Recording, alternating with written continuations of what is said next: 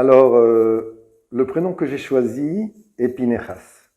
Pinechas, c'est un héros de la Torah qui exprimait une qualité extraordinaire et qui lui a valu d'ailleurs une paracha qui porte son nom et que Dieu le nomme Kohen Gadol, grand prêtre.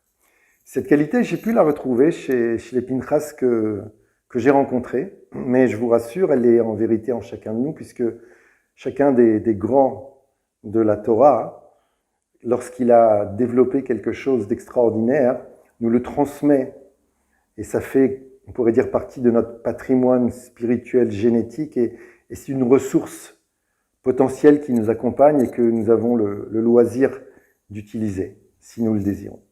Donc, l'histoire de Pinchas, c'est l'histoire de quelqu'un qui, lorsqu'il voit que le chef de la tribu de Shimon, Zimri ben Salou, a l'outrecuidance de s'enfermer avec une princesse de Moab qui est venue pour le séduire dans sa tente, en disant à Moshe Rabbeinu explicitement qu'il va aller avec cette femme. Donc Pinchas, lui, va devant Moshe Rabbeinu et lui dit il me semble que je dois les tuer. Et Moshe Rabbeinu ne lui répond pas. Et en vérité, la loi, c'est que si un acte d'une telle débauche en public a lieu, la loi, c'est qu'on devrait tuer les deux fauteurs, ce que Pinchas a fait. Mais les sages nous disent « Halacha ve'en morinken ». C'est une halacha, mais on n'a pas le droit de l'enseigner. Il y a plusieurs raisons à cela. Et une des raisons, c'est que cet acte-là, d'une gravité exceptionnelle, cet acte-là, lui, ne pouvait pas être fait en fonction d'une injonction, en fonction d'une demande, parce que c'est bien de le faire. Il fallait que ça vienne d'un endroit où on se dit « j'ai pas le choix, je dois le faire, je ne peux pas ne pas le faire ». Et c'est ce qui s'est passé avec Pinchas. C'est pour ça que Moshe ne lui a pas répondu.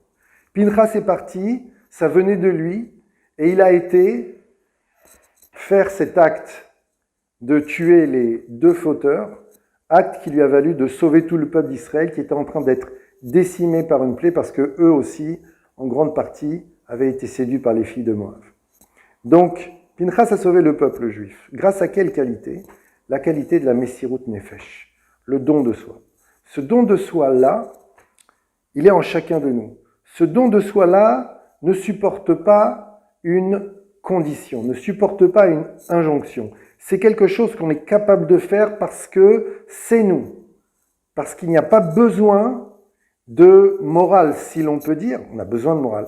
Mais il n'y a pas besoin d'une morale, il n'y a pas besoin d'une récompense pour le faire. C'est en vérité ce qu'on appelle le désintéressement, le Leshem Shamaim, le Lishma.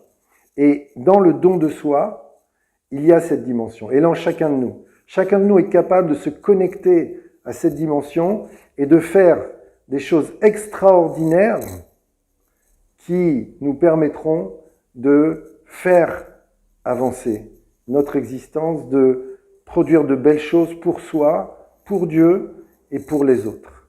C'est le don de soi, la Messirut Nefesh.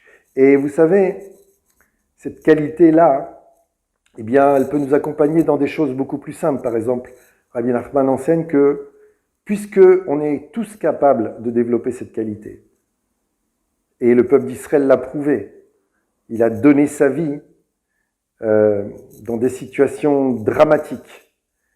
Eh bien, si par exemple, quand on se met à prier, nous dit Rabbi Nachman, on se souvient qu'on est prêt à donner sa vie pour Dieu, eh bien, à plus forte raison, on peut se dire, si je suis prêt à donner ma vie pour Dieu dans des situations dramatiques, Dieu nous en préserve bien sûr, ben, à plus forte raison que je suis capable maintenant de faire cet effort de prier avec dévotion, faire cet effort de me lever pour faire des mitzvot et faire des efforts pour devenir meilleur.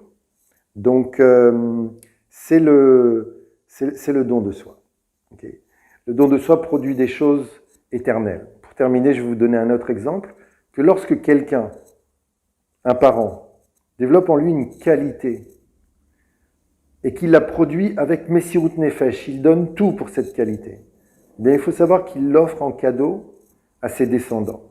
Et les descendants n'auront pas d'épreuve si l'on peut dire, à ce niveau-là, parce que justement, leur ancêtre a tout prouvé, il a tout donné au niveau de cette qualité.